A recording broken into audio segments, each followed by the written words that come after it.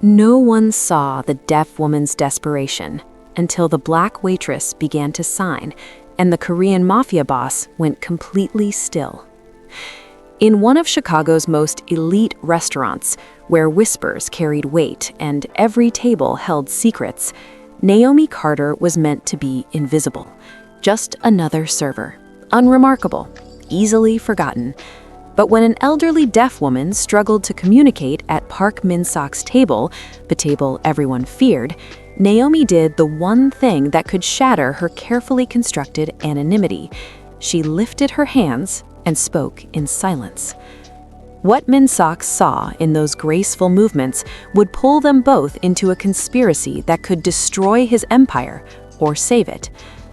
Park Minseok had built his empire on the principle that silence was power, the ability to make a room go quiet with nothing more than a glance, the skill of reading every micro-expression, every hesitation, every lie before it fully left someone's lips. He had never been the one caught off guard, until now. The waitress's hands moved with a fluidity that seemed impossible for someone who was supposed to be nobody. Each gesture deliberate, confident. The elderly woman, Emily, his former associate's widow, responded immediately, her panic dissolving into relief as understanding passed between them without a single spoken word. Minseok felt something he hadn't experienced in over a decade, the ground shifting beneath him. His men noticed. Of course they noticed. Jae and Sung exchanged glances across the table, their conversation about shipping routes dying mid-sentence. Even they could see that their boss had frozen, his wine glass suspended halfway to his lips, his carefully maintained mask of control cracking at the edges. The waitress, what was her name, Naomi according to her badge, finished signing to Emily and straightened, her expression professionally neutral. But her eyes met his for just a fraction of a second, and in that brief moment, Minseok saw something that made his chest tighten. She knew exactly who he was, and she'd chosen to step forward anyway. "Your meal will be out shortly," Naomi said quietly, her voice steady despite the weight of 4 dangerous men staring at her. She turned to Emily, her hands moving again in that graceful, silent language, and Emily smiled. Genuinely smiled, for the first time since she'd arrived at his table. When Naomi walked away, Minseok's world had already shifted on its axis. "Boss?" Jae's voice cut through his thoughts. "You want me to—" "No." The word came out sharper than intended. Minseok set down his glass with deliberate care, watching Naomi's retreating form as she disappeared into the kitchen. "Find out everything about her. Where she learned to sign, who she learned it from, everything." Sung leaned forward, lowering his voice. "You think she's connected?" Minseok's jaw tightened. Emily Rhodes shouldn't have been able to communicate with anyone here tonight. That was the point. She was supposed to remain isolated, protected through disconnection, until he could move her somewhere safer. The fact that someone in this restaurant, someone who served tables and blended into the background, could bridge that gap changed everything. "I think," Minseok said slowly, his gaze still fixed on the kitchen door, "that our invisible waitress just made herself the most interesting person in Chicago, and the most dangerous, to his enemies and possibly to herself." He reached for his phone, already composing a message to his intelligence network, because in his world, people who possessed unexpected skills either became assets or targets, and he needed to know which one Naomi Carter would be before someone else decided for him. Naomi felt the weight of his attention for the next 3 days. Not obvious, never obvious. Park Minseok was too skilled for that.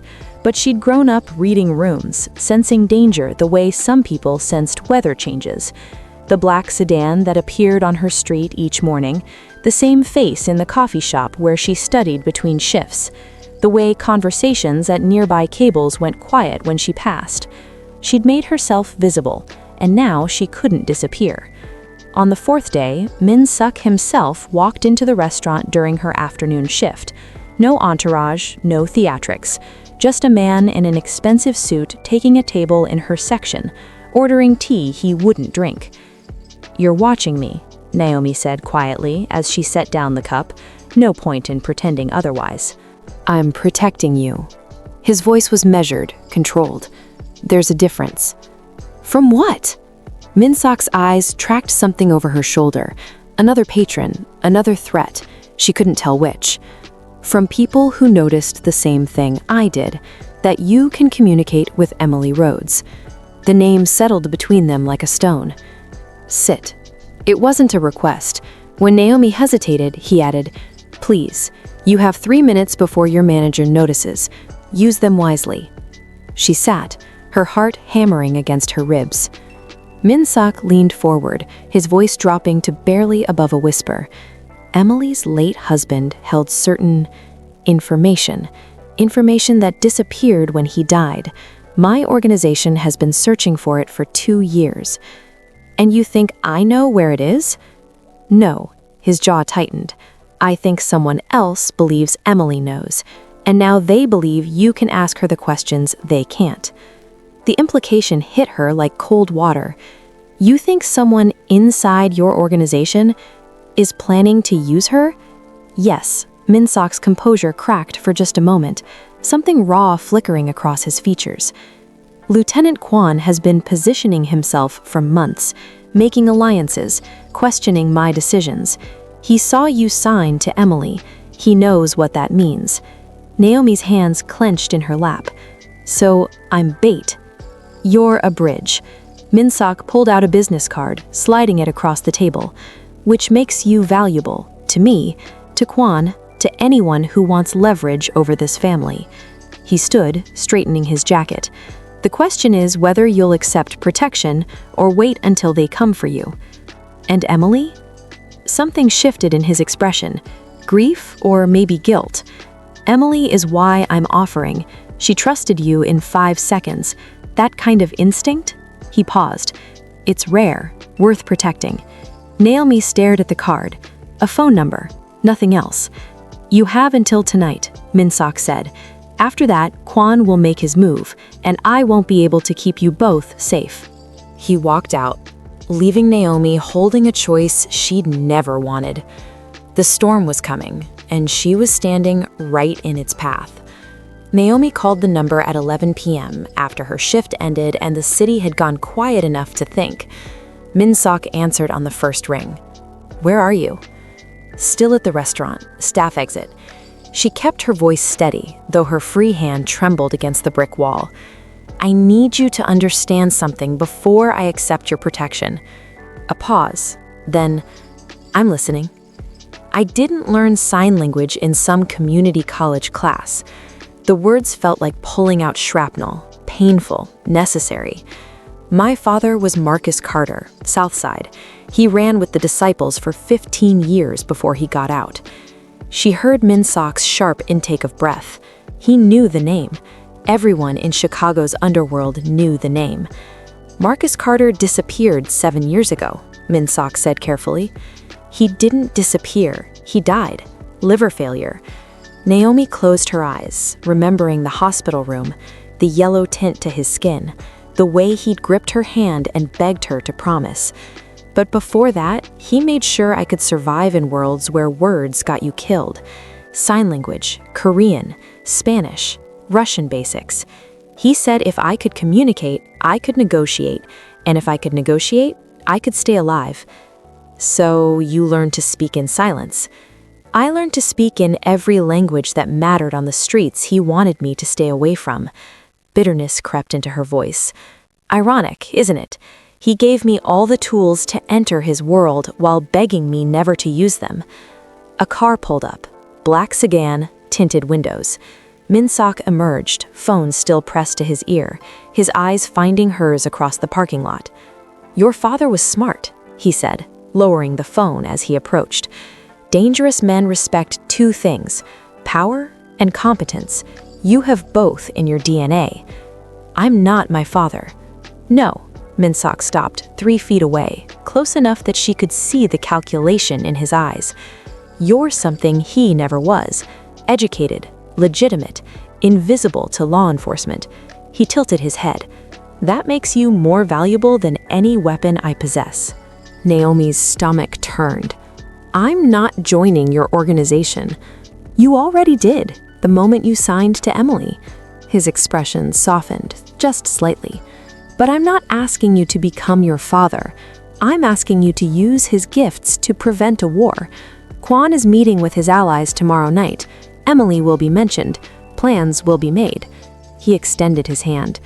"Help me protect her, then walk away. I give you my word." She looked at his outstretched hand, the tattoos creeping past his cuff, the expensive watch, the controlled strength. Her father's voice echoed in her memory. "Stay away from men who make promises in parking lots." But Emily's frightened face, her desperate gestures, her relief when someone finally understood, that was real. Naomi took his hand. "One job," she said. "Then I'm done." Minseok's grip was firm, certain. One job. They both knew it was a lie. The warning came at 2:47 a.m. in the form of shattered glass. Naomi woke to the sound of her apartment window exploding inward, followed by something heavy hitting her living room floor. She rolled out of bed on instinct, her father's training kicking in before conscious thought, and pressed herself against the wall.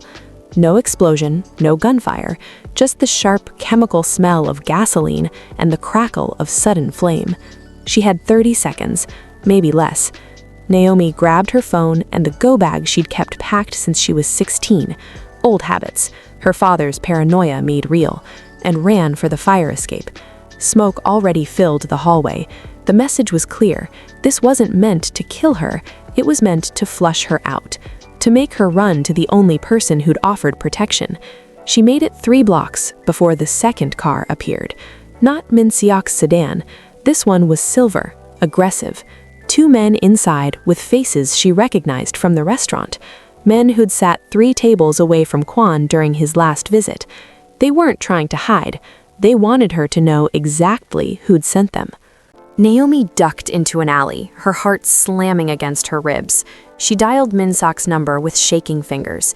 He answered before the first ring finished. "Where are you?" "Jefferson and Clark. They burned my apartment. There's a car." "I see it." His voice was ice-cold fury. "Stay on the line. Don't move." 30 seconds later, Minseok's sedan screamed around the corner, followed by 2 more vehicles. The silver car tried to reverse, tried to escape, but Minseok's men were faster. Doors flew open. Shouts in Korean echoed off brick walls. The threat was neutralized in less than a minute. Efficient, brutal, final. Minseok stepped out of his car, his white shirt pristine despite the violence surrounding him. He walked straight to Naomi, his eyes scanning her for injuries. "You're bleeding," he said quietly, reaching for her arm. She looked down, glass cuts from the window. She hadn't even felt them. "Kwon moves faster than I anticipated." Minseok's jaw tightened. This was a message, to you, to me, to anyone who thinks they can interfere with his plans.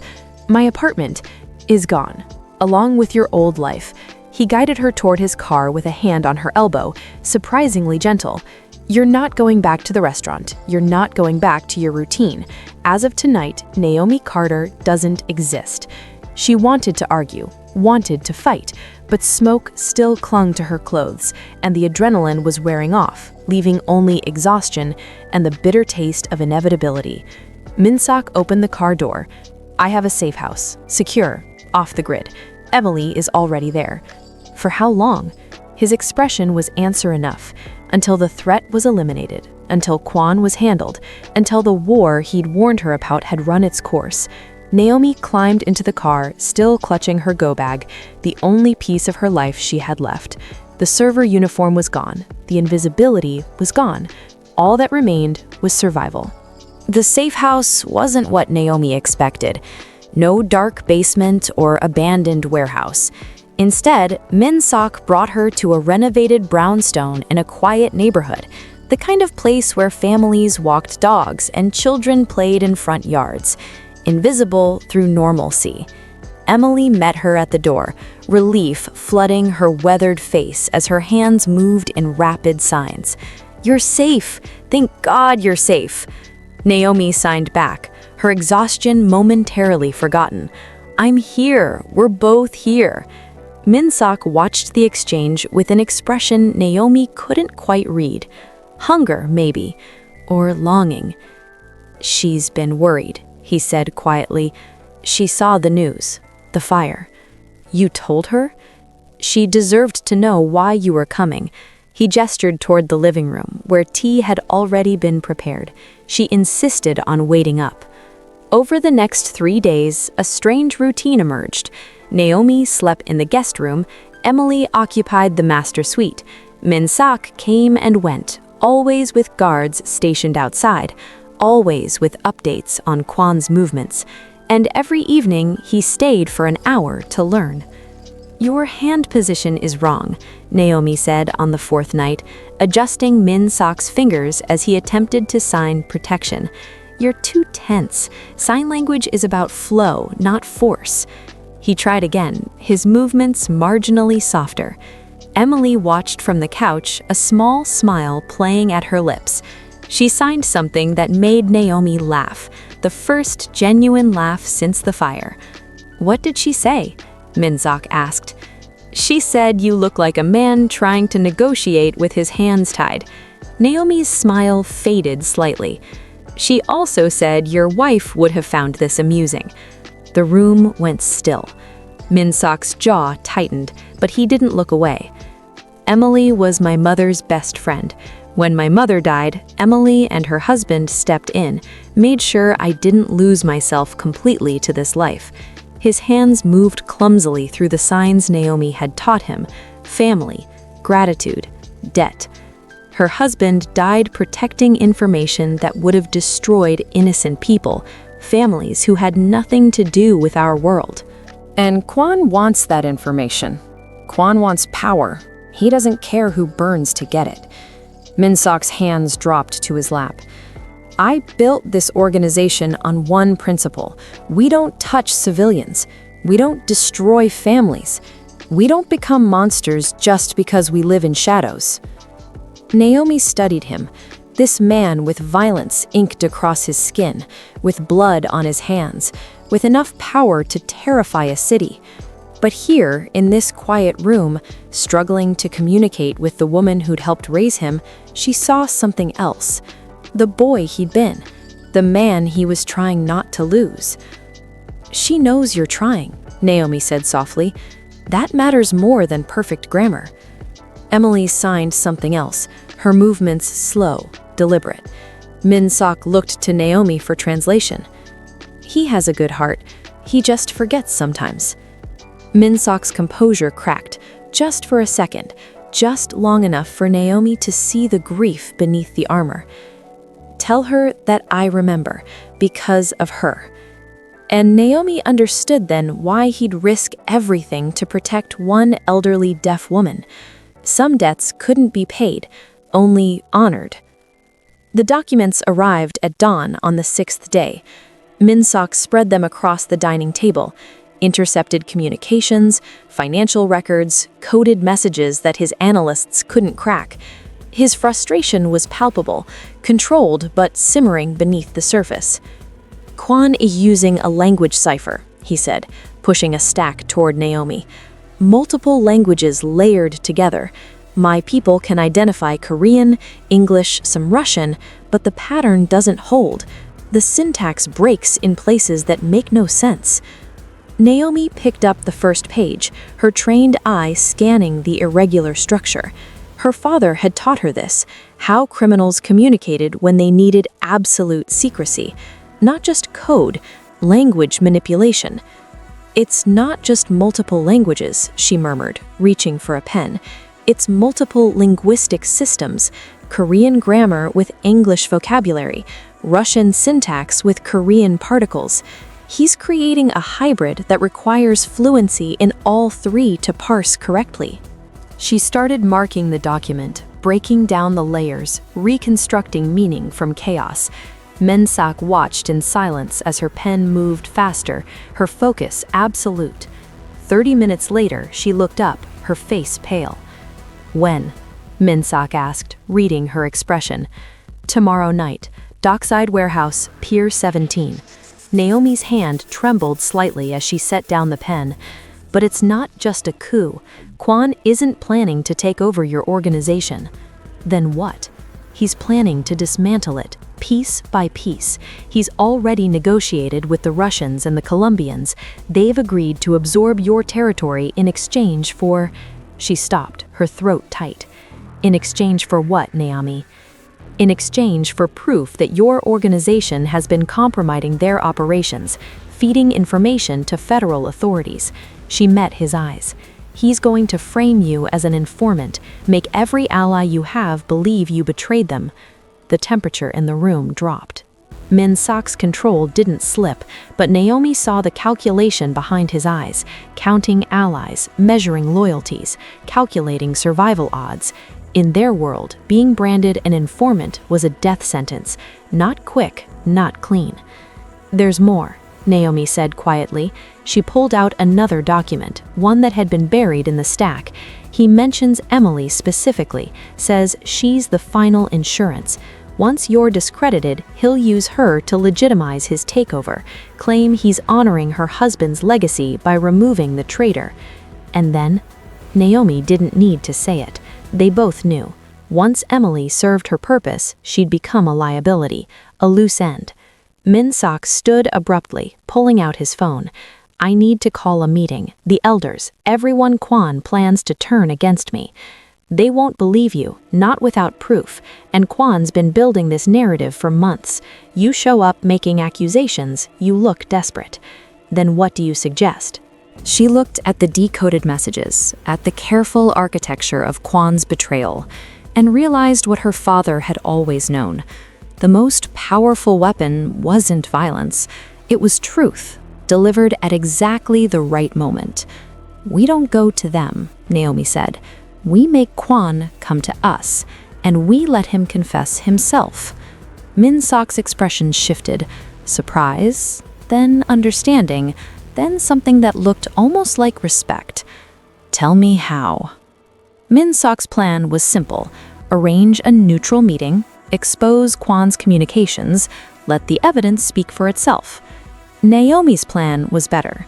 You can't be the one to present this, she said, laying out the decoded documents in order. The moment you walk in with accusations, Kwon will flip the narrative, make it look like you're the desperate one, fabricating evidence to save yourself. Then who? Minseok's eyes narrowed. Jae? Sung? They're loyal, but... me. The word dropped like a stone into still water. Minseok stared at her as if she'd lost her mind. Absolutely not. You're a civilian. These are men who've killed for less than disrespect. You walk into that room, you become a target for everyone, not just Kwon. Exactly. Naomi met his gaze without flinching. I'm a civilian, an outsider. I have no stake in your power structure, no reason to fabricate evidence, no allegiance to anyone in that room. She tapped the documents. That makes me the only credible witness you have. It also makes you vulnerable. I've been vulnerable since the moment I signed to Emily. She kept her voice steady, though her heart hammered. The difference is, now I have something they need, the truth, in their languages, decoded by someone who has no reason to lie. Minseok moved to the window, his shoulders tense. You don't understand what you're asking. These aren't boardroom negotiations. One wrong word, one perceived insult. I grew up in my father's world, remember? Naomi stood, joining him at the window. I know exactly what I'm walking into. But think about it, Minseok. Kwon has spent months painting you as paranoid, power-hungry, seeing threats where none exist. You show up with evidence, you fit his narrative perfectly. She paused, letting that sink in. But a linguistics graduate student, someone who stumbled into this by helping an elderly woman, someone with no criminal record, no connections, no agenda. Naomi's voice dropped. I'm not the threat they're expecting. I'm the witness they can't dismiss. They'll try to intimidate you. Let them try. They'll question your expertise. I'll answer in their native languages. All of them. She turned to face him fully. You said it yourself. I have competence in my DNA. My father made sure I could walk into rooms like this and survive. Minseok was quiet for a long moment, his jaw working. When he finally spoke, his voice was rough with something that sounded like fear. "If anything goes wrong, then you get Emily out. That's the priority." Naomi managed a small, tight smile. "But nothing will go wrong, because for the first time in this entire mess, we're not playing by their rules. We're playing by mine. And what rules are those? The ones my father taught me." She picked up the documents, organizing them with careful precision. That the person who controls the language controls the conversation, and the person who controls the conversation controls the room. Minseok studied her, this woman who'd been invisible a week ago, now preparing to walk into a den of predators armed with nothing but words. "You're either very brave or very foolish," he said quietly. "Maybe both," Naomi met his eyes. "But I'm also right, and you know it."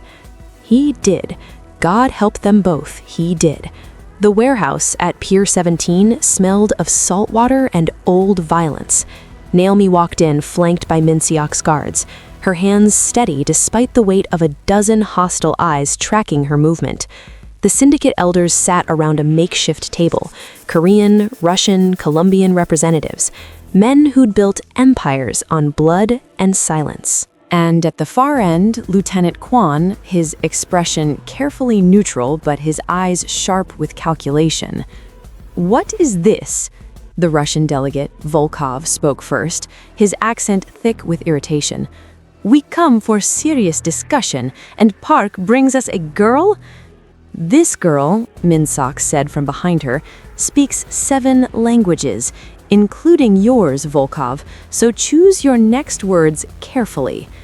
Naomi stepped forward, placing the documents on the table. "My name is Naomi Carter. I'm a linguistic specialist. 3 days ago, I was asked to decode intercepted communications that Park Minseok's analysts couldn't crack."